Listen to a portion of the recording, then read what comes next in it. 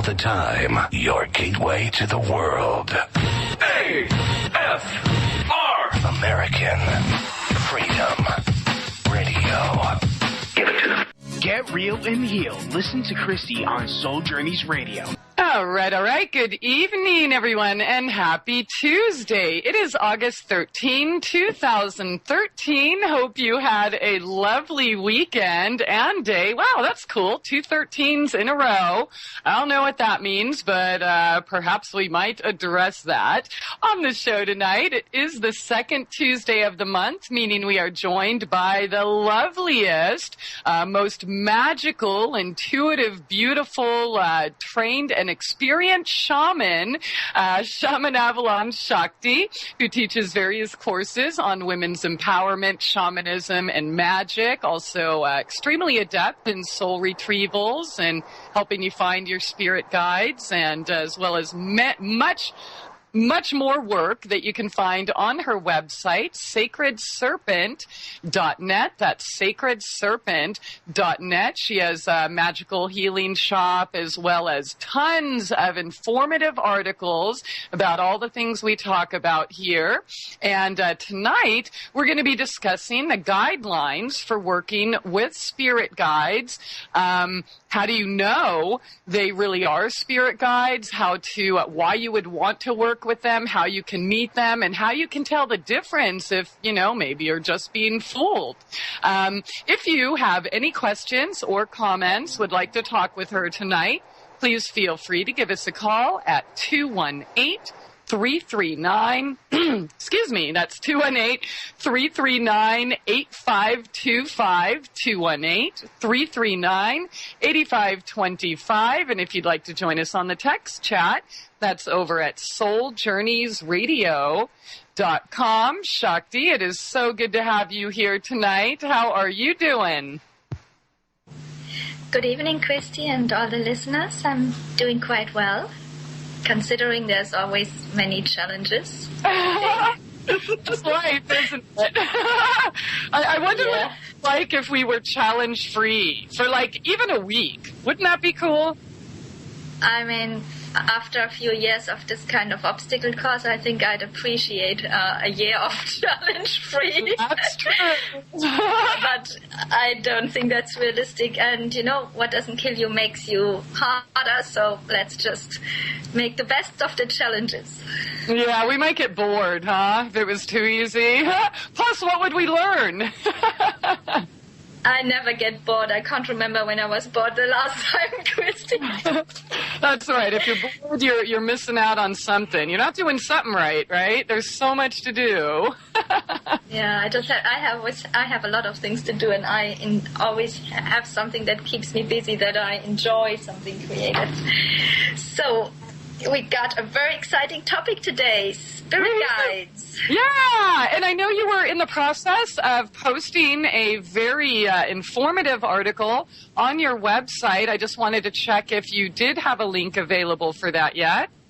And not yet, because it's 3/4 written. I've sent you my little draft, and I won't publish it until I've done a final proofreading and put the last few paragraphs on. I'm thinking that it should probably be ready after the weekend, maybe earlier, and I will put it under spirituality and probably under essays for now. All right. And anyway, if not, there's a search box on my website. All you have to do is put spirit guides in, and as soon as the article is posted, that should get you there. Okay, perfect. And no hurry, no pressure coming our way, but there's plenty to keep you busy on your website until the weekend or after. So, all right, this is kind of a big topic. We've actually been getting lots of questions about this, working with your spirit guides, and I'm just assuming, as any type of information that is available online, this might be another one of those topics that we may have been misled a little bit, at least. Yeah, I think a lot. I mean, sometimes when I read what's available on the internet, and when I hear some of these YouTube videos. Some of them are brilliant, but some of them they so misleading that my hair stands up. And the spirit guides topic is a very tricky one, because there isn't like a little test that you can do that is simple and you immediately know it's good or bad. So you need a lot of discernment and experience and spiritual understanding to make sure that you're not falling into a trap. I have heard many times, I've had people emailing me or even calling me and telling me things from their best friends or even relatives who started having contact with, spirit beings who introduced themselves typically as angels or as spirit guides. And then these people their life started falling apart completely, and they became very negative. And actually, one time I remember one lady, she told me her mother actually got possessed by the so-called angel. And this seems to be very, very common, and it's a very worrisome thing, because, hey, it's not a good thing if you get possessed by something external that takes control over you. So if people just open themselves up and allow something to come into them, then bad things can happen. And by the way, a spirit guide doesn't need to come into your body. So if anything asks access to come into your body, then you should always say no. Okay, yeah, very good advice. Okay, well, let's start off at the very beginning here. What are spirit guides? Or what are they, what aren't they? Yes, well, maybe start with the what aren't they. Some people think, they say that, oh, my grandmother or my great-grandmother is my spirit guide, so they are not your deceased relatives or ancestors. Though your ancestors or deceased relatives may, watch you, help you, and even sometimes teach you things, but that's not exactly a spirit guide. Spirit guides are higher beings, and their service is basically to uplift people here on this planet by raising consciousness,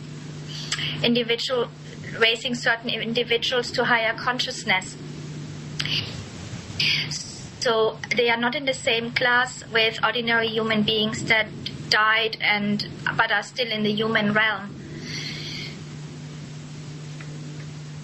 Okay. So they're not relatives. No, they're not your dead family members, and they're not your ancestors, and they are also obviously not your power animals. Your power animals can help you, but they are not spirit guides. So they should be, when you see them in your meditation, they should be looking roughly human. There's a humanoid, let's say, with 2 arms and 2 legs like us, but they can be a lot taller, for example, and have some features which are exotic or a bit alien to us. Mm-hmm. And it all depends what kind of spirit guide you have. Some of them can actually be from other planets, but they won't be looking like the little gray man. Not like that. Okay. Okay, so those are some of the things they are not. What are some of the things they actually are? Or could be? Well, they are higher beings, so they can be shining ones or ancient ones, and they can be from other planets and other dimensions. But the main thing is that these should be benign and really interested in raising us to higher consciousness, not having a selfish agenda. If they're having a selfish agenda, then they are not spirit guides. Then they are other beings, and there are just really so many different types of beings in the invisible worlds that I don't think I could make a catalog. I mean, I don't think anybody on this planet could make a catalog and just get everything in it. Of course. So we got nature spirits, we got interdimensional beings, we got some kind of beings like jinn that can make themselves physically solid, but also then they can go ethereal again. So you don't quite know where you want to classify them. But there's a lot of beings that aren't always physical solid. some of them never, and some of them sometimes. We got the fairy realm as well. Then we got the intraterrestrials, if you want to call them that, interdimensionals. We got negative entities that we talked about on the show before. They may not look like humans at all. They may have some very vile and repulsive forms sometimes. But things can shapeshift on the astral. So if you can think of a particular form strongly enough on the astral, you can take that. You could turn yourself into a wolf, let's say, or a panther, or whatever, if you are adept at it. And so some of these deceptive spirits that want to mislead people or do harm, they can take a beautiful shape or one that they know you would find appealing, so that they gain your trust and you let them in. So as they can also hear your thoughts and are telepathic, so if they know that you're into angels, then this possibly very repulsive looking entity in its natural state can take the shape of an angel and project that onto you, and you think, oh, it's an angel, and the angel is asking me to let it in, and it's going to make me special and chosen, and and then you open up, and then first comes the candy, then comes the whip, and then after this thing is inside of you and is tormenting you. I often get emails from people who are being tormented by entities. This is very common. Uh-huh. But once you've let it in, you got a really big problem, because it's hard to evict it again. Okay, so what are some of the ways that we can unconsciously or inadvertently let them in? Well, inadvertently, I mean, obviously, besides the, enter my body now part, which you should really never do, then it's if you start listening to them and communing with them, they can mislead you by teaching you false teachings, yeah? Mm-hmm. And sometimes they will try to manipulate you and make you do things which aren't good for you. Let's say, for example, you might have a really good friend who's spiritually very developed, and the entity will start telling you this friend is negative, stay away from them. And so they can get you into negative circles and away from people and practices which are good for you, so that you may stop your meditation and join some kind of negative group that is spiritually degrading you on the long run, for example. Or in the beginning, they might teach you something that seems like kind of pseudo-spiritual, so you kind of enthusiastic, and after a while, then the entity will start to force you to do things that you don't like or punish you. I've heard from some people who got punished by their angels. They asked them to do some very trivial and silly things, and when they didn't do them immediately, then they would give them pain or, torment them, didn't let them sleep at night and things like that. So they can make your life hell. Negative entities can, not the spirit guides. Yeah. Okay, so here's a question, Shakti. On the chat, they asked, what's the motivation for spirits to deceive? What did they get out of it? Well, it depends what kind of spirit it is. I mean, some of them, negative entities, may just want to basically leech your energy in a vampiric way. And they do this by when you have negative emotions. So if they can scare you, for example, if they can scare you witless, you're throwing out a lot of energy from your energy body, which they then feed on. Or if they can give you, besides fear, they can also feed on other negative emotions such as anger or despair. And some of them just, are a bit sadistic. They enjoy tormenting people.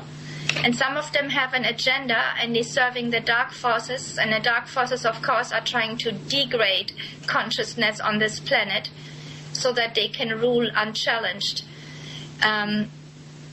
And so they will often try to destroy people that are actually on a very high spiritual level or in the process of making a spiritual breakthrough, or who would in the future have something to give to humanity, such as maybe becoming spiritual teachers or helping to heal the planet and the consciousness here. So they try to take these people out by destroying them. Okay, that makes sense. So do you think that it's possible that some of these entities, the negative entities that would serve to hinder those of us on a spiritual path, may be working with or orchestrating with physical entities? Yeah, that is very possible. I mean, there are groups that are practicing some very negative magic, and these groups are some of them are trying to take control here. So the powers that be, everybody who's researched should know that the powers that be are into some very dark and perverted magic. Yeah. Not a healthy, good magic, which exists as well. And they have an agenda, which is control of the planet and control of human beings. And they can use entities and negative spirit beings to attack people or give them trouble. Okay. All right. So it's kind of, I guess, on the spiritual realm, it's kind of you're facing the same deceit, the same lies, the same traps, the same obstacles as we would face here on the physical plane. And obviously, I should say similar, not exact. It's time to get real and heal. MyTrueEssence.net would like to tell you about Modifiland brown seaweed extract. It's composed of an elementally rich seaweed called laminaria. It takes 40 pounds of laminaria to make just 1 pound of Modifiland. There's nothing else like Modifiland. It is the richest in alginate, fucoidin, organic iodine, and lamarian. Alginates are the most effective organic element in nature that enable the body to rid itself of heavy metals, radioactive elements, and toxins. Fucoidin is an extremely effective anti-cancer substance found abundantly in brown seaweed. Organic iodine is the greatest protection for the thyroid offered by nature. Laminarin aids in the prevention and treatment of cardiovascular disease. Go to www.mytrueessence.net and click the Modifiland banner to get started on your path to rich health today. Also check out the Healing Shop for proven essential oils, medicinal teas, and even health coaching. It's time to get real and heal. Go to www.mytrueessence.net. Get real and heal. Listen to Christie on Souljourneys Radio. No rules. No rules. No taboo topics. No taboo topics. No fear of doom. No fear of doom. We are American Freedom Radio. American Freedom Radio. Our special guest tonight, Shaman Avalon Sakti. We are discussing guidelines for working with spirit guides, what they are not, how to, why would you want to, and, maybe why you wouldn't want to. Her website is sacredserpent.net, and if you'd like to join our happy little soul family in the text chat, that's over at souljourneysradio.com. And we left off. I was trying to get the question through. Is the hierarchy kind of the same? In the spirit realm, the games, the tricks, the deceit, the love, all of that it's kind of the same up there as it is here, right? Exactly, because the principle of as above, so below applies. And so when there is a lot of negativity on the astral planes and on the spirit planes, then we also have it on the earth plane. The two of them are interconnected. Okay. So maybe it's the ones that are adept at that. For example, I did a video about some experiences I've had with black magic, and I've received some comments actually just today. Oh, shut up. You shouldn't be talking about that. Just forget about it and move on. It appears that people who do know that game might, in fact, they would want to prevent us from actually knowing what's going on there, right? So they can continue to feed off of us? Of course, because an ignorant man is easy to control. Yeah, definitely. That's always the agenda, keeping us dumb and powerless. And promote all this fear. Oh, stay away. They're going to get you. And not to say that you can't be got. I mean, but you can here on the physical plane as well. But Yeah, there's really no reason to have any fear when you're stepping into these dimensions if, in fact, you are pure of heart and pure intent, correct? Yes, and you should be empowered. Yeah, you should be empowered. It's like, let's say you wanted to go to the jungle. You would get yourself some proper gear and probably take a gun with you and a big knife and a couple of things and learn about the environment before you step in there. You cannot just step in there gullibly and without any weapons and, get bitten by poisonous snakes in your little sandals. Yeah. So you need to know what you're going into, and you got to be prepared, but you shouldn't be going in a state of fear. But on the other hand, there are scary things out there, scary in the sense that they are dangerous, but that doesn't mean that you have to be in fear. Driving your car is also dangerous, but you're doing it every day and you're not shaking when you see your car. Yeah. Exactly. Yeah. More people die in their car than they do on the spirit plane, right? Or more people die, drinking alcohol or taking pharmaceutical drugs or, getting hit by lightning than on the spiritual plane.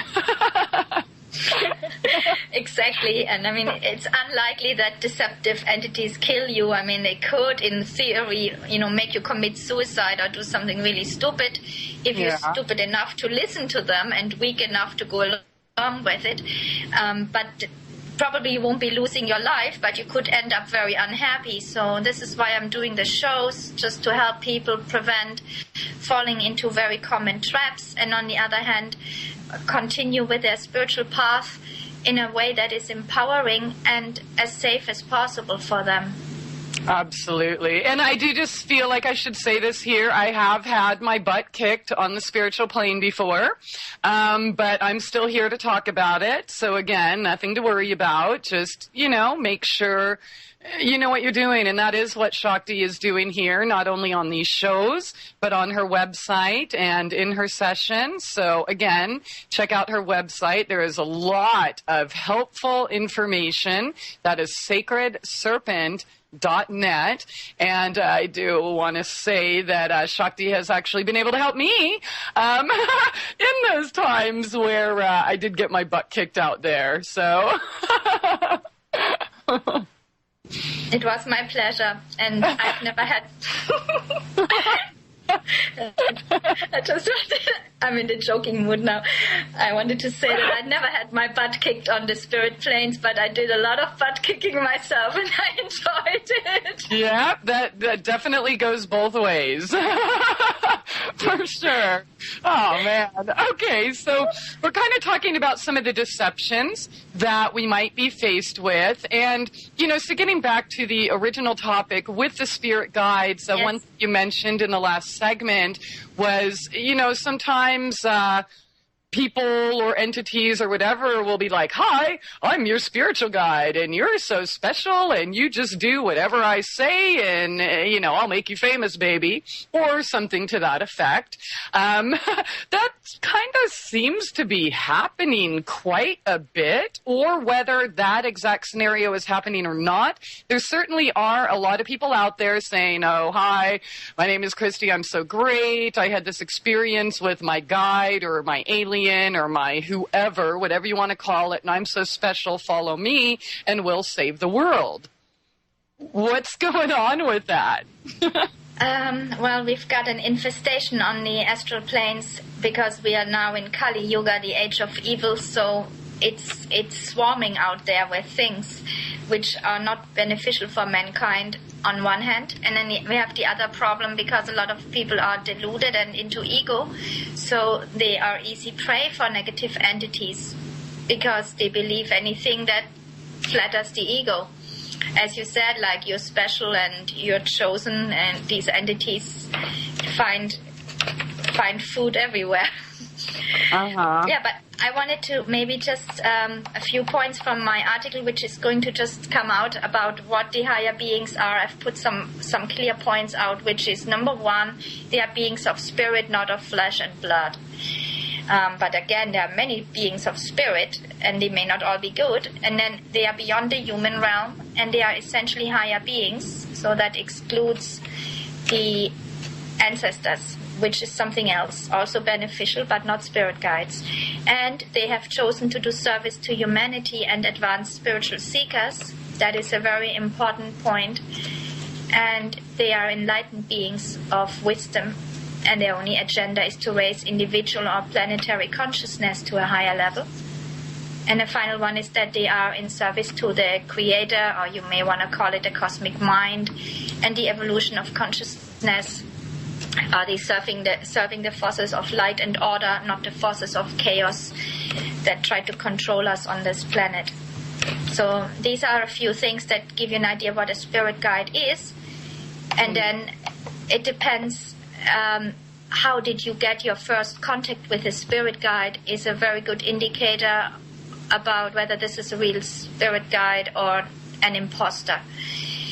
The safest way to get a spirit guide is if you go to what is called a shamanic upper world. And in the upper world, the vibration is so high that negative beings cannot go there. So if you learn how to travel the three worlds, the underworld, the middle world, and the upper world, which is not that difficult to learn, everybody should be able to get basic journeying abilities. And then if you get your guide in the upper world, you can't get a negative being if you really go to the upper world and not deluding yourself. So once you're in the upper world, you can only get a higher being or somebody positive, because the negative beings cannot go there. And they cannot gravitate there by their vibration. These vibrations are too high for them. If on the other hand, your spirit guide contacted you in ordinary physical reality, like you said, Christie, you were sitting in your living room, and then the spirit guide said something like, "Hello, Susan, I'm your new spirit guide." And you said, what? Where did that voice come from? I mean, that is very, very suspicious. First of all, the conversations with spirit guides are telepathic, so it'll be similar to the way that you hear your own thoughts, but not like hearing with the physical ears. So if you hear something that sounds like it's right there in the room with you, well, you got two possibilities. And both of them aren't very positive. One of them is somebody's using the voice-to-skull technology on you. Oh, and you can research that. This technology does exist, and it has driven many people mad, because they've been giving them commands like bad things, like kill yourself, your family, and whatever. Wow. So if you hear something that sounds like really loud, it could be voice to skull. Now the other possibility is that you have astral hearing. If you have, where did you get that so suddenly from? Well, some people have it by nature, some people, but it's rare. And more commonly, people develop it through extreme spiritual practices, like very advanced yogis. I myself cannot hear that loud on the astral. I sometimes do when I'm in an in-between state, like in deep meditation, or when you're just between waking up and sleep or falling asleep, then you can hear on the astral quite clearly for a short while. But more common is people have taken drugs, sometimes even through marijuana, and it opened up these abilities either temporary or in some cases permanently.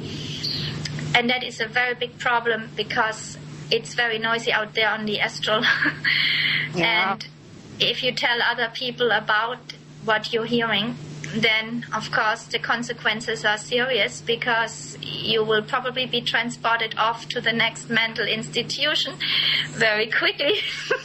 Yes, definitely. And so anyway, as concerning the spirit guide topic, if you hear it like with your physical ears, beware.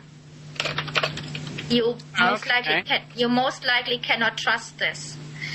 Unless you consider yourself an advanced yogi. After many years of yogic practices, you now have astral hearing, then congratulations to you. In this case, you probably don't need a spirit guide either, because you probably have already got your inner guru. Yeah. Okay. So this method of getting the spirit guide in physical reality is always very suspicious. And then another possibility is that the guide showed up in a dream first. And that is a mixed package, because you can have dreams where you're going into very high spiritual realms, and you can also have dreams where you're going to the lower astral, and which is which now. And even I cannot say that I'm only going to regions of light every night. I'd like to say that, but it wouldn't be the truth.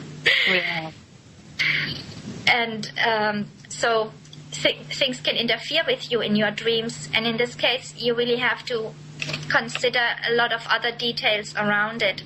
Safest way, if you don't have a spirit guide yet, and you want to get one, is to learn shamanic journeying, learn how to access the upper world, and then get a spirit guide there. Okay. And once you've got your spirit guide, you should have the meetings with your spirit guide in your meditation or in your journeys in your spiritual sanctuary, which is like a private place. And always go into meditation in your spiritual sanctuary and then invite the spirit guide in there. And then you can have your discussions and your teachings there, or journey with your spirit guide. Okay, honey, let me ask you this. You said that they are not beings of flesh and blood, but could they have ever been flesh and blood beings, 100 years ago or 1,000 years ago, and then some? Yeah, possible, because some human beings also evolved to the point where they became siddhas, perfected beings, and at that point you're no longer human, you've gone beyond, and that is part of our evolution that is possible for a human being to achieve, however very difficult. Okay, all right. I mean, at some point you would think that, for example, you, Shakti, you are flesh and blood at this time. I'm also thinking that, after you liberate onto the spiritual plane, if you came to see me, I would know that, this is the real Shakti or not. So I wouldn't want to just think that, she was flesh and blood, so you can't possibly be the real Shakti, right? So, it is possible that it could have been a flesh and blood being at some point, but it's not highly likely. Okay. All right. Yeah. If this being has, if they have transcended the human state and they now have become a higher being, which is possible. Okay. Now, somebody's asking on the chat, in reference to the negative entities feeding off of us, they're asking, can we reverse that? Can we actually say, screw you, and feed off of them instead? And if so... It's time to get real and heal. MyTrueEssence.net would like to tell you about Modifiland brown seaweed extract. It's composed of an elementally rich seaweed called laminaria. It takes 40 pounds of laminaria to make just 1 pound of Modifiland. There's nothing else like Modifiland. It is the richest in alginate, fucoidin, organic iodine, and lamarian. Alginates are the most effective organic element in nature that enable the body to rid itself of heavy metals, radioactive elements, and toxins. Fucoidin is an extremely effective anti-cancer substance found abundantly in brown seaweed. Organic iodine is the greatest protection for the thyroid offered by nature. Laminarin aids in the prevention and treatment of cardiovascular disease. Go to www.mytrueessence.net and click the Modifiland banner to get started on your path to rich health today. Also check out the Healing Shop for proven essential oils, medicinal teas, and even health coaching. It's time to get real and heal. Go to www.mytrueessence.net. Get real and heal. Listen to Christie on Souljourneys Radio. Yo, what's up? Check this out. The voice of the revolution. American Freedom Radio. American Freedom Radio. All right, welcome back. Thanks for joining us here tonight. Souljourneys Radio on AmericanFreedomRadio.com with Shaman Avalon Sakti. We left off asking a question from the text chat. about feeding off of, like reversing it and trying to feed off the entities that are feeding off of you. Now, I guess number one, is it possible? And two, if it is, would there really be anything beneficial to feed off of from these negative entities?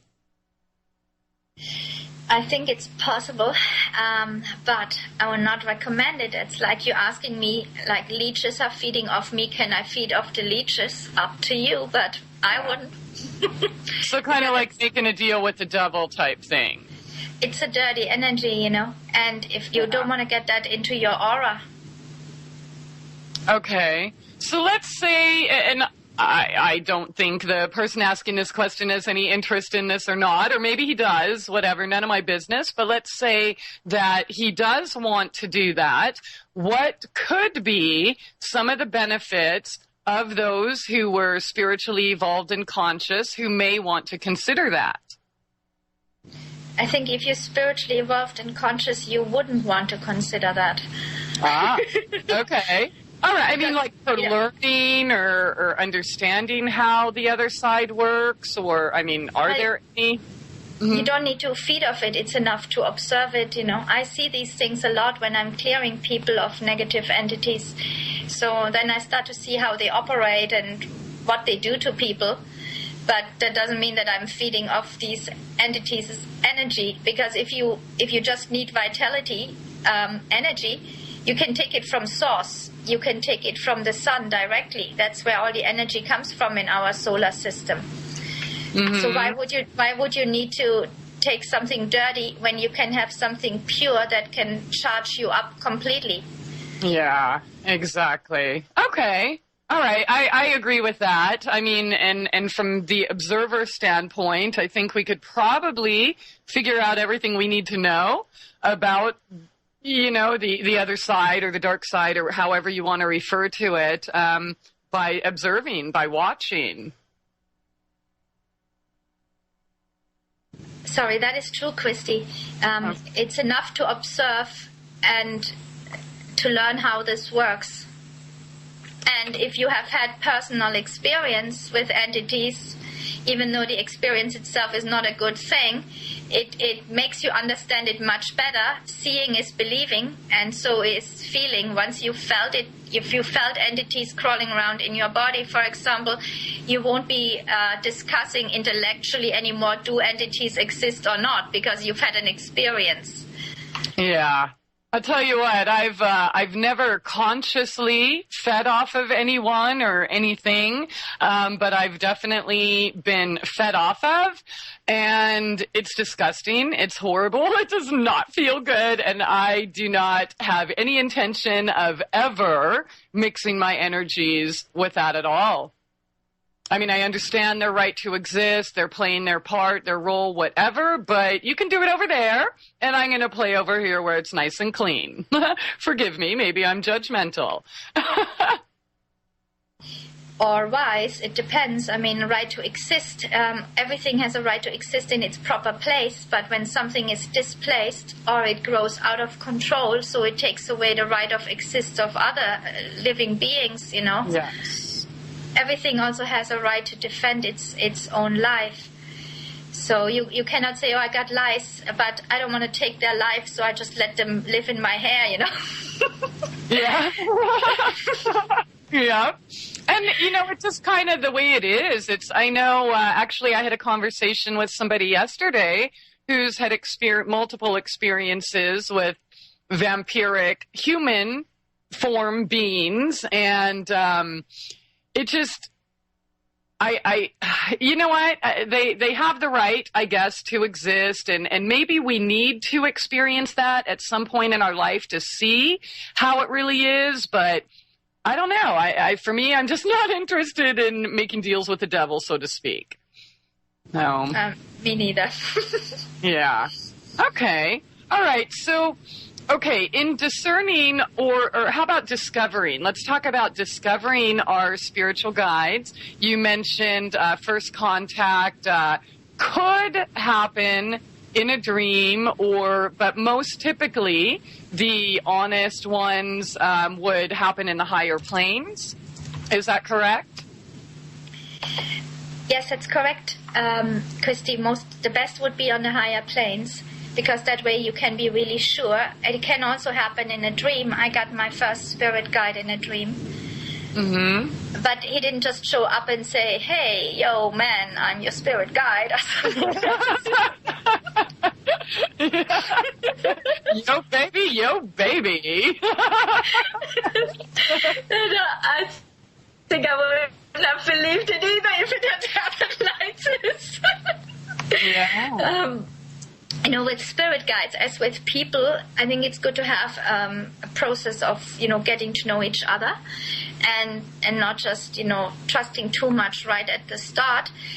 And then if they are real ones, then you will find out fairly soon that they're teaching you valuable things, and that they are really caring for your highest good and not just trying to mislead you somewhere. Okay, so if they really were of pure intent, they certainly wouldn't force themselves upon you, right? You might just establish a relationship, whether it's through several dreams or several shamanic journeys. Could possibly maybe even take years before you establish that trust and, they really show themselves to you? Yes, they will definitely respect free will, so they will never force you to learn from them. That's not going to happen. Then it's not a real spirit guide. In my case, the dreams that I had is basically they were testing me first. Okay. Rather than, saying I'm your spirit guide. And then after they saw like the way that I behaved, then I met one of them on a shamanic journey again. That was my first spirit guide. I spoke about that before, and he was actually in the very beginning, the first things he was teaching me was about the way of the warrior and honor and courage and things like that. So he didn't tell me how to channel from the Pleiades or something like that. Okay, so basically he was teaching you how to empower yourself without needing some dude in a spacecraft saying he's from the Pleiades. That's right. He was teaching me ethical development and then after that some kind of astral combat methods and things like that, which came in quite handy later. Okay, now I realize nothing is typical or set in stone, but could you describe what a semi-typical first meeting on a journey or in a dream might entail? Would it just kind of be like, "Hi, how you doing?" and just see if you would respond, or? Also, if you're seeking out the spirit guide and you're going there with an intent that a spirit guide should show up, that intent is working like a broadcast signal, and then an appropriate spirit guide will approach you. You will either feel them coming towards you or you see them. And then usually what you do is you introduce yourself, and then you can ask the spirit guide for his or her name. It can be male or female, of course. And then after that, it depends on what order, what level of spirit guide it is. Then sometimes that's another thing. Sometimes there's an awkward silence because you think like, "What now? I'm gonna get a spirit guide, but what now?" Sometimes they will just embrace you or tell you that they're gonna work with you. But it is good if you have got some intelligent questions to ask your spirit guide right away. Okay. And some that I suggest is that are very useful is to say that, "Can you tell me whether there is anything in my life that is not aligned that I need to eliminate in order to spiritually grow?" And then maybe the spirit guide will say, "You got to stop smoking," or you got to get your anger under control, or whatever it may be. And another thing is then to ask, like, what must I do to spiritually grow? Because one is like, get rid of the negativity. The other one is, what must I actively do? And maybe your spirit guide will say you got to do half an hour meditation a day, or maybe it is you have to forgive your ex. Okay. It can be let go of the past, or it can be all kind of things. It's different for everybody. But I think it's important to note that they're not going to force themselves on you. It's time to get real and heal. MyTrueEssence.net would like to tell you about Modifiland brown seaweed extract. It's composed of an elementally rich seaweed called laminaria. It takes 40 pounds of laminaria to make just 1 pound of Modifiland. There's nothing else like Modifiland. It is the richest in alginate, fucoidin, organic iodine, and lamarian. Alginates are the most effective organic element in nature that enable the body to rid itself of heavy metals, radioactive elements, and toxins. Fucoidin is an extremely effective anti-cancer substance found abundantly in brown seaweed. Organic iodine is the greatest protection for the thyroid offered by nature. Laminarin aids in the prevention and treatment of cardiovascular disease. Go to www.mytrueessence.net and click the Modifiland banner to get started on your path to rich health today. Also check out the Healing Shop for proven essential oils, medicinal teas, and even health coaching. It's time to get real and heal. Go to www.mytrueessence.net. Get real and heal. Listen to Christie on Soul Journeys Radio. No rules. No rules. No taboo topics. No taboo topics. No fear of doom. No fear of doom. We are American Freedom Radio. American Freedom Radio.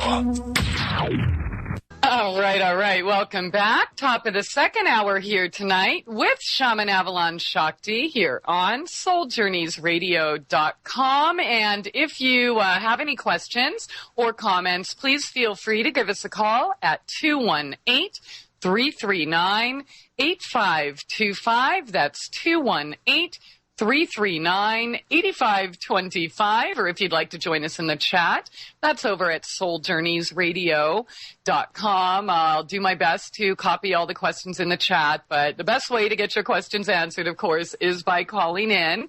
And we do have a caller, actually. So this is our friend, Chris Vortex from the UK. Welcome to the show. Hello, Christie and Sakti. Shakti is what I'm saying. I'm tired. It's 2:02 a.m. in the UK.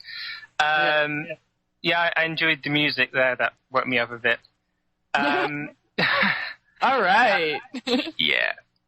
You may have already answered my question a bit, but since I've never really allowed myself to experience very much in my life, I'm thinking of compromising a little on my values to have some sort of experience to grow from. In the past, though, I think it was important that I did that, but I'm thinking maybe I can incorporate more experience and have some sort of healthy balance, and maybe let people and experiences go once I don't need them anymore, unless they're worth keeping around. So how do you exit your paradigm and embrace a wider one while staying in your comfort zone, if that makes sense? I have more to my question, but just so I'd ask that first. That makes sense. Perfectly very reasonable question, and a great question to talk about on this show, because you won't be staying in your comfort zone when you do spiritual work. That's for sure. Forget about the comfort zone. That's gonna get completely blown to bits. Definitely. You really can't stay in the comfort zone. I'm laughing because, I don't know when I last had a comfort zone. Yeah. More than 10 years ago, and that's exactly it, because 10 years ago I started working with my spirit guides, and ever since then it's been a crazy, crazy roller coaster trip. Yeah. Well, I mean, knowing you're doing the right thing, and how can you create experience and opportunities for guidance, and perhaps allow spirit guides to be on your path of growth? Well, first of all, you have to be open to it, to having a spirit guide. So if you have any reasons why you may not want one, even subconscious, maybe you have to weed them out first. So if you're afraid of spirit guides, or you're afraid of spiritual growth, or afraid of spirit beings, you need to overcome these fears. And then you have to make yourself available, which you can do by putting the intent out in the universe or prayer. You can ask the higher powers to send you somebody who will help you with your spiritual progress, and you can say that you are sincere and you're going to do whatever it takes to grow spiritually. And, I mean, the higher powers will know whether you're sincere or not. I remember I had a lady, and she went to do some work with sacred plants, and she prayed. She told me afterwards, she prayed like, please give me a good experience, but don't let it be hard. And yeah. and you know, at that point, that's not surrendering. I mean, you want to surrender to, you know, the higher powers, but never to negativity, of course, right? But so when you're not actually really ready, you say, I want to grow, but if it's too difficult, I'd rather not grow spiritually, then you're just not ready. So you have to really want it. You have to have a burning desire and a necessity to grow spiritually, because you know that's the real reason why you're even here. So if you're not spiritually growing, you're completely wasting this incarnation away, as far as I'm concerned. That's how I see it. I'm glad you brought that up, Shakti, because you can be 100% sincere in wanting to grow, but sometimes it's like Tobias explains it. You know, God isn't going to stick a 240 volt or amp or whatever thing in a 120 volt connector in the wall, right? So sometimes, as sincere as we may be, we might not be as ready as we think we are, right? So it's like baby steps. And being that there is really no time on the other side, I mean, we think we want everything now, right now. Show me the whole world now. Give me all the answers yesterday. But, you know, that it's a process, and it might be years or perhaps even decades. Well, for me, I just want to make sure that I'm doing the right thing, and I've been all over the place for as long as I can remember, and I'm just trying to be aligned so I can do the right thing, really, and I think I'm getting quite close to that at the moment. So I don't really know what else to say, but I guess I do have a fear of connecting with spirit guides or something like that. Okay, so you wanting to know how you can be more effective with your experience with your guides? Well, I feel like I've always had guidance. It's just that I've just felt my way to where I've got to. But if I had more specific guidance, or if it was less messy, then maybe I'd be more together, and maybe I could achieve more, be more effective, because I feel like if I'm all over the place, and I'm not sure if I even trust myself to make the right decisions, but then I'm also thinking that maybe there's a reason why I'm in the situation that I'm in, and maybe that will come to a close soon, and once I'm through that, then I'll be very strong and can do what I need to do. Maybe if I hadn't had that, maybe I wouldn't have... I don't know. Maybe I've been held back. Okay. Sorry. Yeah. So can I answer that?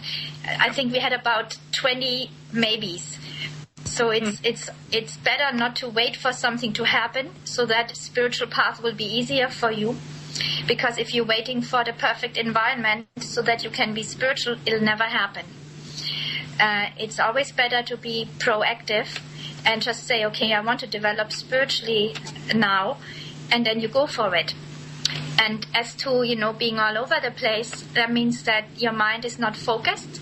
You need to have a single pointed mind, and you can start with some simple concentration exercises, like 10 minutes in the morning, 10 minutes in the evening, candle gazing, for example, which in yogic terms is called tratak, and that will help you to get a bit of focus in your mind. And then you can work on getting the fears out of the way about the spirit guides. And the other thing you need to know that I think will help you to understand is that nothing great can be achieved without sacrifice. So if you want to be on the spiritual path and develop spiritually, there will be some kind of sacrifice, whether it'll be your ego, negative habits, and so on, sacrificing some of your time so that you can develop spiritually, making an effort, whatever it may be. So you have to be ready to put something in so that you get something out also.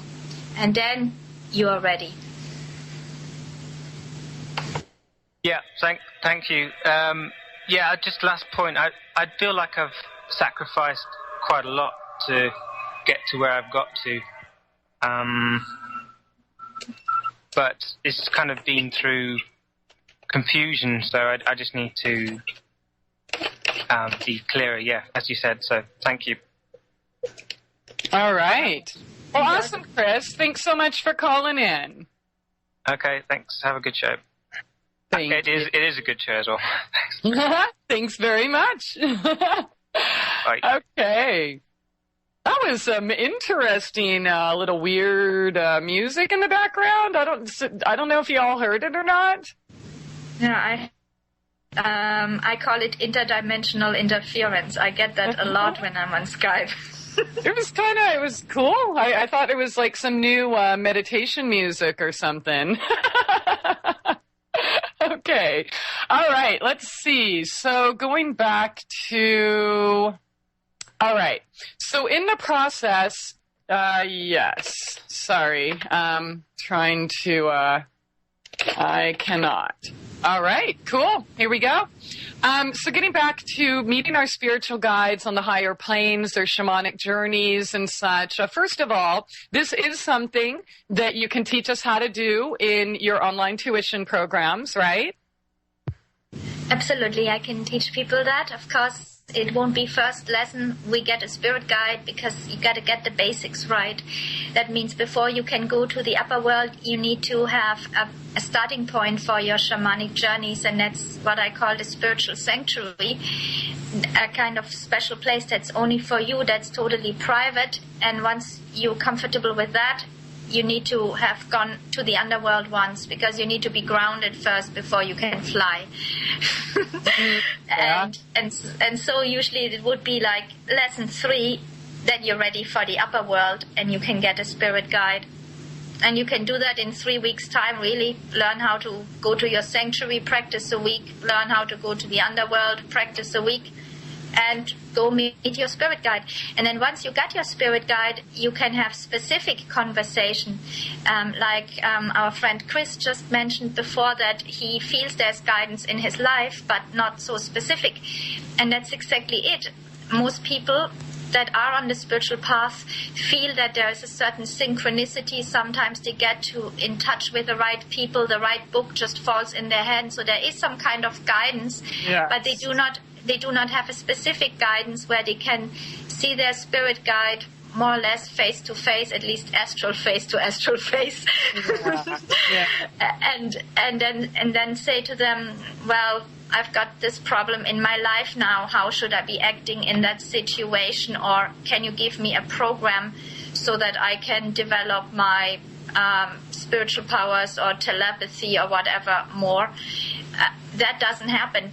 But you can do that. Once you have got the spirit guide, you can have actual conversations where you can ask questions and get specific answers. And it is just a much more intense guidance than a general direction that life pushes you. Okay. All right. That makes sense. And I highly resonated with what he was saying.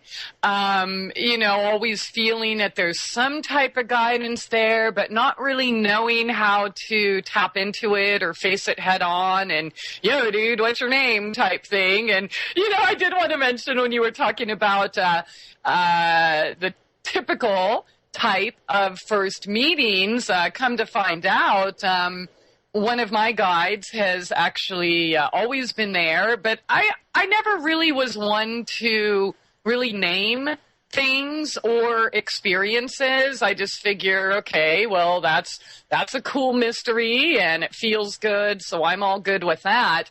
But literally, like 35 years later, I find out the name of one who had been there from day one.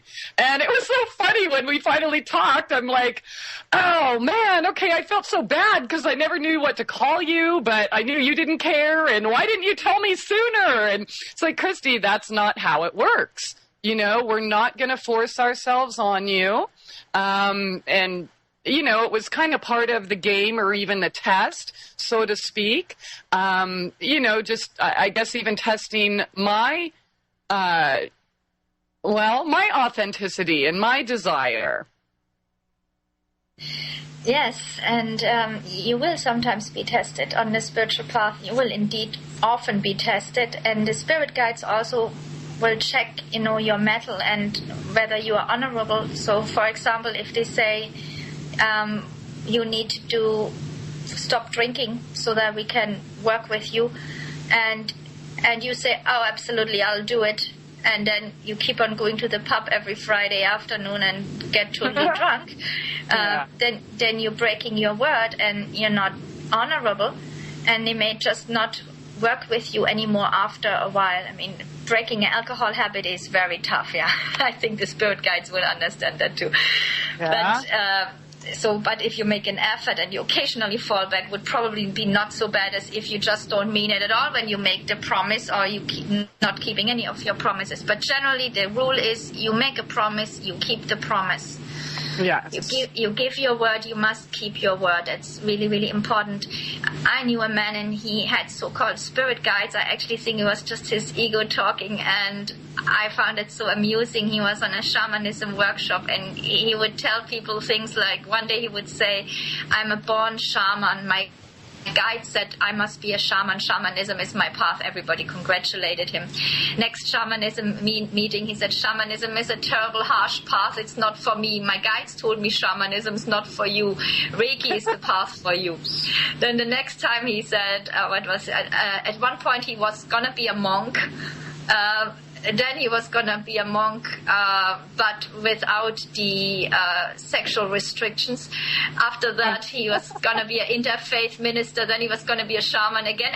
And the spirit guides, supposed spirit guides, always agreed with whatever was in his mind. And I don't think these were spirit guides. I think he was just talking to his own ego. Yeah. Okay. All right. Well, let me ask you this. You mentioned beware of voices. So can you elaborate on that? Well, as I said, that when you're hearing voices in such a way that you feel it's audible, then it's seldom something good, yeah? Either it could be the voice to a skull, or It's time to get real and heal. MyTrueEssence.net would like to tell you about Modifiland brown seaweed extract. It's composed of an elementally rich seaweed called laminaria. It takes 40 pounds of laminaria to make just 1 pound of Modifiland. There's nothing else like Modifiland. It is the richest in alginate, fucoidin, organic iodine, and lamarian. Alginates are the most effective organic element in nature that enable the body to rid itself of heavy metals, radioactive elements, and toxins. Fucoidin is an extremely effective anti-cancer substance found abundantly in brown seaweed. Organic iodine is the greatest protection for the thyroid offered by nature. Laminarin aids in the prevention and treatment of cardiovascular disease. Go to www.mytrueessence.net and click the Modifiland banner to get started on your path to rich health today. Also check out the Healing Shop for proven essential oils, medicinal teas, and even health coaching. It's time to get real and heal. Go to www.mytrueessence.net. Get real and heal. Listen to Christie on Soul Journeys Radio. Welcome to the world's meeting place. American. It's practically narcotic. Freedom. Oh, yes. I like very much. Radio. They're an American institution. American Freedom Radio. All right, welcome back, and thanks for joining us here tonight. Souljourneys Radio on AmericanFreedomRadio.com. If you would like to join us for the text chat, that's over at Souljourneysradio.com. And any questions or comments, please feel free to ring in at 218-339-8525. That's 218-339-8525. We are discussing guidelines for working with spirit guides. And again, her website is sacredserpent.net. Tons of useful information on the website about shamanism, Shiva yoga, Shakti goddess, sacred earth, magic shop, and many of her spiritual services such as a soul retrieval, as well as articles about healing crisis, obstacles to healing, spiritual guidance, dream work, etc. So check it out. It's at sacredserpent.net. And Shakti, we left off discussing voices, and once again, for V2K, we're not going to spend any time on that. We've done those shows in the past. Go check out the old Truth Brigade radio archives. You can probably find about 100 hours on that, or YouTube, or anywhere. You know, information is out there. But there are other voices sometimes that people claim to hear, so please continue. Uh-oh. Shakti, you're here, right? Are you on mute? I hope so. Oh, man, I thought we were going to have a problem-free show. At least I know I'm here, so let's see. Shakti, can you hear us?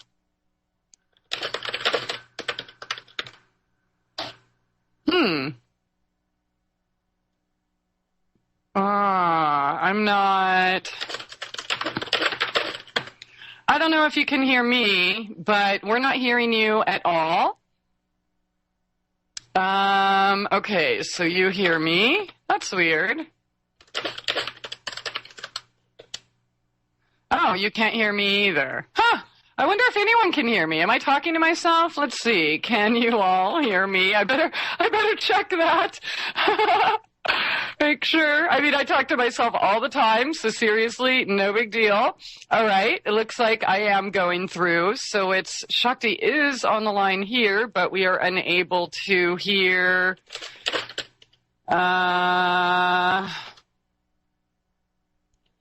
Okay, let's see now. All right, I hear you now. Can you hear us now? Shakti? Do we have a Shakti in the house? Okay, I hear somebody typing. Shakti, that's got to be you. So that's weird. Oh, wow, she can't hear us. Huh. Speak. Hi, can you hear me at all? Yes, I hear you. Oh, yeah. I can't hear you guys at all. That's strange. Unless you want to put the questions by typing, but that's not good. I think it would be better if I maybe sign out of Skype and back in. Well, Okay, so what do you want to know about the voices? Oh, yes. Right. So we were talking about hearing voices, right? What was your last question, Christy, if you can remind me once more? Okay, well, if you can hear her, that's awesome. So we're totally on the same line, but she can't hear me. But you all can hear her, and I can hear her. The last thing that I remember is that we were talking about hearing voices and that it's usually a negative thing because either it can be somebody trying to control you and drive you mad, or you're hearing on the astral, and then most likely you are hearing discarnate spirits, so earthbound spirits. And earthbound spirits, of course, are not wise, and they are not spirit guides, and they are like the average Joe on the street. There are, negative people out there and more positive people, but none of them are very wise. There's a reason why they got earthbound. So this is not a vibration you want to get in contact with. Okay, this is so weird. So I'm just going to kind of like type her the questions, and she's going to speak. Since you can hear her, I can hear her very clearly, maybe too. The best thing to do is to reconnect Christie. In the meantime, maybe I'll just try to go into some parts of the spirit guide work that I wanted to talk about anyway. So one of the things I want to talk about is like the etiquette about working with spirit guides, which generally applies when you're journeying and you're meeting higher beings. First of all, it makes sense that if you're meeting any beings on the spirit planes, when you shamanic journey, that you introduce yourself and you ask for their name. And that I've already covered in the very beginning.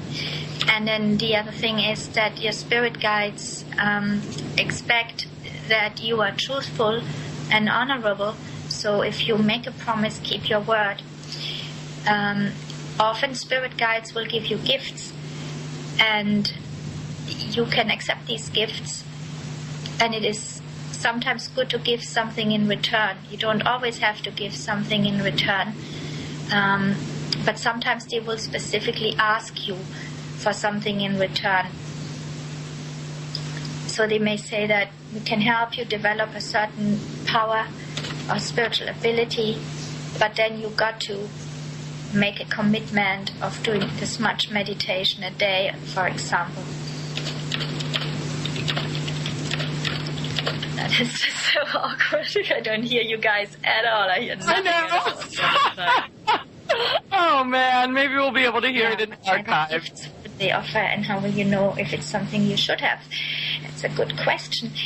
In some cases, I've heard it said that it is good to have to check with your higher self whether this gift is good for you to receive. For example, let's say your spirit guide said that we will give you astral hearing so you can hear spirits, and you think, oh yeah, that's cool, I go for it, give me that gift.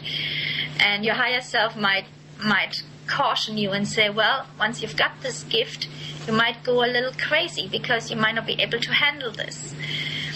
So if you're in doubt of it and your spirit guide is of a very high order, that means so removed from human consciousness that he may find our emotions a little difficult to understand, then it may be good to ask your higher self, is it okay if I accept this gift? And if the higher self says you're not ready for that yet, then you can ask your spirit guide, is there maybe something else you can give me that I can handle more easily?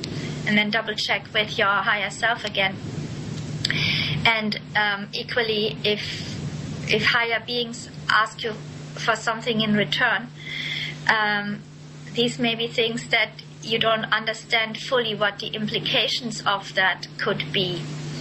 And you say, oh yeah, sure, that's fine with me. And then afterwards, it's too much to handle. Okay, I see that you've posted a question here about the jinns and the archons. I'm not quite sure what you mean. Okay, I hear a bit about jinn and archons, but if this is all about duality, why do I hear so little about the good ones?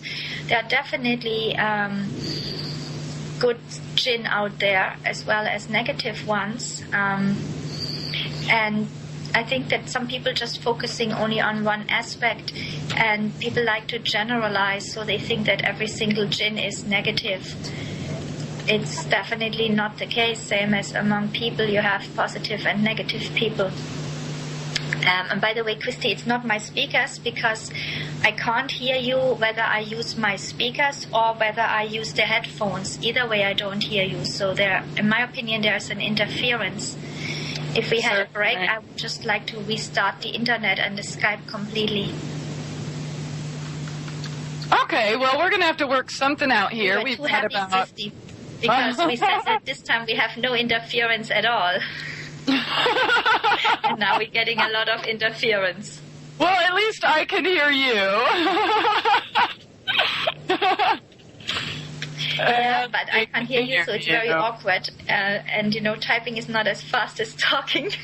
Yeah, this will help me practice my typing skills. Woohoo! 487 words per minute. Any other questions from the chat, Christie, that you can paste, and maybe I can answer some questions until we get to our break? Okay, well... You feel free to ask some questions now. This is the best moment for it right now.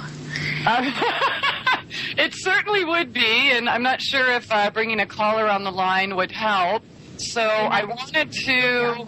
Yet.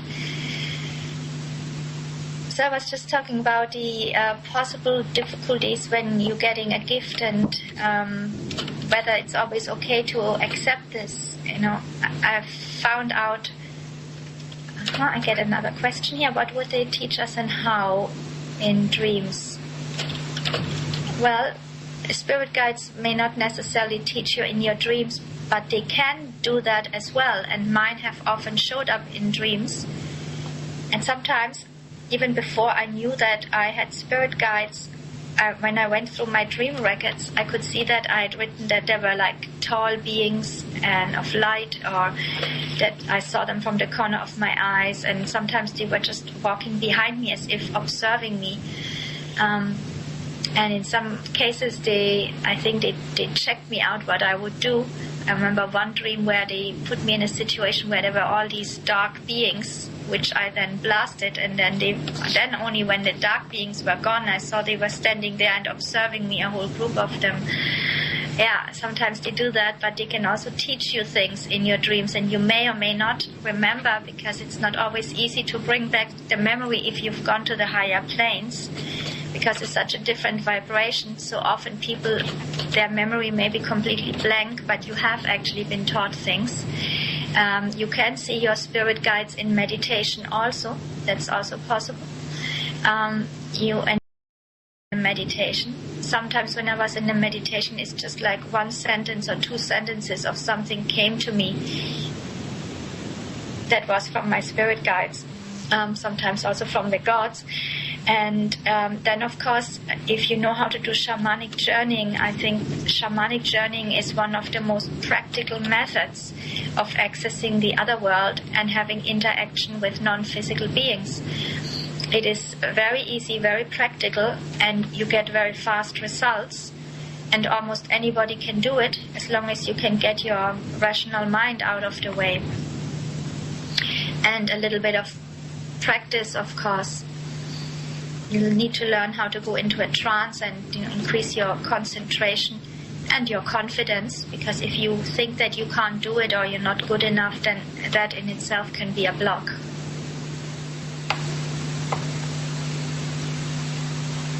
All right. Well, I sent her some questions here. Where I'm typing to her, and she's on my end, Christie. I think something's interfered with my computer. So let's see. Love and light teachers, good or bad? Yeah, this is something that is also in my article on the spirit guides that I wanted to point out, because people have some ideas about spirit guides that are not realistic.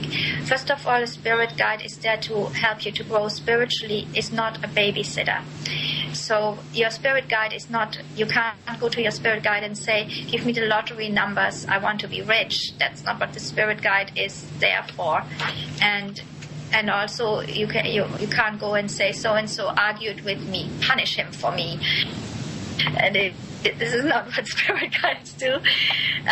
You need to still sort out your problems by yourself and make an effort in your life. Spirit guides are there to help you with the spiritual development. Are under the impression that when you're developing spiritually, that your life will get easier and smoother and only good things will come to you. Now, I wish that was true, but it is not completely so, because as you're developing spiritually, the dark side is not going to like it and will probably put more obstacles in your path.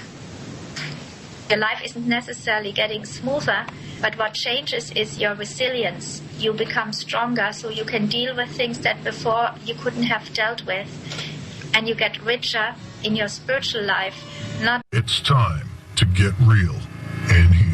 MyTrueEssence.net would like to tell you about Modifiland brown seaweed extract. It's composed of an elementally rich seaweed called laminaria. It takes 40 pounds of laminaria to make just 1 pound of Modifiland. There's nothing else like Modifiland. It is the richest in alginate, fucoidin, organic iodine, and lamarian. Alginates are the most effective organic element in nature that enable the body to rid itself of heavy metals, radioactive elements, and toxins. Fucoidin is an extremely effective anti-cancer substance found abundantly in brown seaweed. Organic iodine is the greatest protection for the thyroid offered by nature. Laminarin aids in the prevention and treatment of cardiovascular disease. Go to www.mytrueessence.net and click the Modifiland banner to get started on your path to rich health today. Also check out the Healing Shop for proven essential oils, medicinal teas, and even health coaching. It's time to get real and heal. Go to www.mytrueessence.net. Get real and heal. Listen to Christie on Souljourneys Radio. News and information you can trust. This is American Freedom Radio. Freedom, American Freedom Radio. American Freedom Radio. Souljourneys Radio on AmericanFreedomRadio.com. This is the last segment with our special guest, Shaman Avalon Sakti. Her website is sacredserpent.net, and we are continuing to forge through this new challenge. We are on the same line. I can hear her, Adam in the studio, everyone can hear her, but for some reason, she cannot hear us at all. So we tried to finish the last segment while I was typing to her and she was just answering, although we might end up talking over each other just a little bit. However, we are not going to be stopped. We are going to continue the show. And here we go. We left off on the Love and Light issue. And please continue. Hopefully, let's see. Working on my typing skills here. Right, so another point was whether spirit guides teach you only wonderful love and light things, and that is not necessarily so. Spirit guides will never teach you hatred, but sometimes we have to be feisty because we're living in a world with a lot of negativity which needs to be weeded out, and negativity assails us basically every day in this Kali Yuga, the age of evil that we are in now. So if you don't know how to defend yourself and sometimes also be aggressive, you also need to learn the destructive aspect, such as, for example, when entities feed on you, then you need to destroy them. And if you're afraid of destroying something, like we talked about the leeches before, you think, oh, this poor leech that's feeding on me, I couldn't possibly harm it, then in the end you will be the victim. So spirit guides will teach you a balanced path of light and shadow so that you embrace your power and defend yourself and be aggressive where it's needed and be loving and compassionate where it's appropriate. Yes. And then you will always have a personal spirit guide. That means it's not going to be Archangel Michael or Melchizedek or some other famous figure, whether biblical or from other traditions, or the Buddha himself coming down to teach you. That's not it. So your spirit guide will be your own spirit guide. Your spirit guide will have a name that is different from the names that we normally have. So you won't have a spirit guide called John. For example, it'll be some kind of strange name that you've never heard before. And I see that Christie is already going ahead to the Etiquette for Spirit Guide Interaction. Whoops. And the Etiquette for Spirit Guide Interaction is basically introduce yourself, ask for a name, keep your word, double check with gifts whether they are suitable for you. If you make a promise, keep it. If you're not clear about something before making a promise of doing something, then ask your spirit guides what will be the implications. For example, my spirit guides have sometimes made changes to my energy body or to my DNA, and sometimes they would come and they said that we need to make a change to your DNA or to your energy body, and why? And they said, you got this and this and this problem. I remember one of the ones which was quite that was standing out in my memory was when they said that I had a problem. My compassion was going over the edge, and it was a bit too much, so they needed to curb it. And I must say, after they made this change, it made a very big difference for me, because it didn't allow people to feed on my energy so much anymore. I learned how to cut it off and say, no way, that's it, not any further. Now I need my space, and I couldn't do that before they made this change. Anyway, they always ask me first, and that's how it should be. And if you're not clear, if your spirit guide said something, for example, they say that we can do this, but it'll be a difficult path for you, and then you can ask more details, like what will be the difficulties. So you want to, if you're not sure about something before you promise it or make up your mind, ask for a bit more details what this would entail. And always be polite and honorable. That is actually the most important part about the spirit guide etiquette that you should know. Okay, I sent her a couple more questions here in the chat, so I'm sorry we can't hear each other. I can hear you now. Wow! Yeah, now that the show is over, they give us a little bit. Gee, thank you. All right, well, that was fun. That was a nice test in patience and perseverance, so it is all good. That is weird. It just came back all of a sudden. Yeah. Huh. Oh, well. I didn't even do anything, didn't press a button, but hey, let's make the best of it. So absolutely. Bring the questions on. Yeah, it sucks not being able to respond to you, but hey, we're going to get it done. So I don't know whether somebody has ever been on the radio and didn't actually hear the host. That's great. Okay, well, we probably have about 5 minutes left, and I just wanted to say, when you were talking about some kinds of the tests or things that we might experience, and, you know, sometimes you mentioned leeches, and I jokingly mentioned groundhogs, and suggested that, you know, opportunity or animals are, you know, often a reflection of what's going on here physically.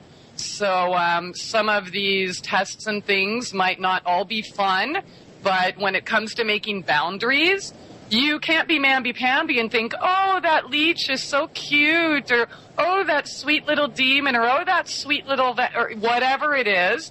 So, yeah, definitely stay strong.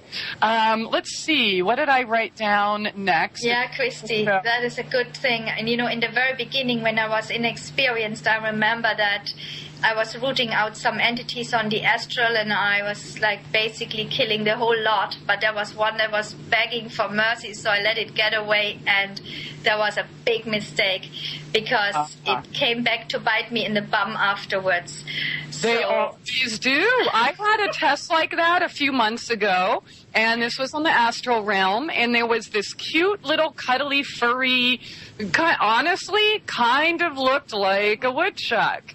And I had already done, I guess you can call it a snake bite initiation. And the next one, these, I guess you can call them vampiric entities. Some of them were cute and fluffy. Some of them were ugly and, you know, whatever. And it got to the point where I was supposed to take him out. I was literally supposed to stab him, and he was laying there for me, and I couldn't do it. I chickened out. I'm like, oh, man, you're so cute. I'm so sorry. It's okay. Go ahead. You know, feed off me. You know, attack the rest of us some more. I couldn't do it.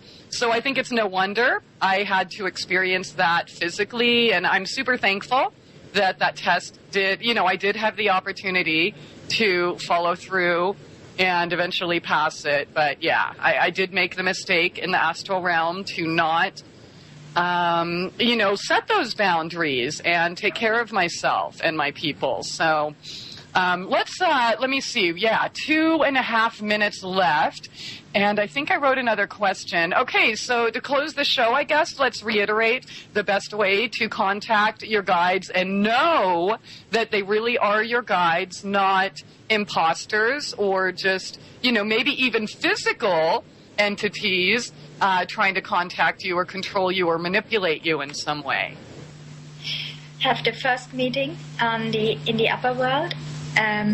Take your guides to your sanctuary once you know them. Arrange a way that you can call them. Like the first time I asked my guide, how can I call you? And they said, just go to your sanctuary and say my name 3 times. For example, that works. Anyway, then observe their teachings. And also if they tell you things and they afterwards end up to be untruth, then there's a problem. Of course, you don't ask them, give me the lottery numbers, and if they weren't the 6 right ones, then you say, well, you're not a true spirit guide, and they're spirit guide, not lottery number guides. Yeah. but if they come to you and say, your aunt has died and your aunt is very much alive, well, then probably you have a problem with negative entities that are posing as spirit guides. Yes. They can do that, and they can make themselves look really pretty and shiny and carrying jewels and put on nice fancy dresses and they will never force you to do something. Mine have sometimes set certain tests for me, and then they were obligatory. It's time to get real and heal. MyTrueEssence.net would like to tell you about Modifiland brown seaweed extract. It's composed of an elementally rich seaweed called laminaria. It takes 40 pounds of laminaria to make just 1 pound of Modifiland. There's nothing else like Modifiland. It is the richest in alginate, fucoidin, organic iodine, and lamarian. Alginates are the most effective organic element in nature that enable the body to rid itself of heavy metals, radioactive elements, and toxins. Fucoidin is an extremely effective anti-cancer substance found abundantly in brown seaweed. Organic iodine is the greatest protection for the thyroid offered by nature. Laminarin aids in the prevention and treatment of cardiovascular disease. Go to www.mytrueessence.net and click the Modifiland banner to get started on your path to rich health today. Also check out the Healing Shop for proven essential oils, medicinal teas, and even health coaching. It's time to get real and heal. Go to www.mytrueessence.net. Get real and heal. Listen to Christie on Souljourneys Radio. You're listening to the future of talk. American Freedom Radio. This is American Freedom Radio.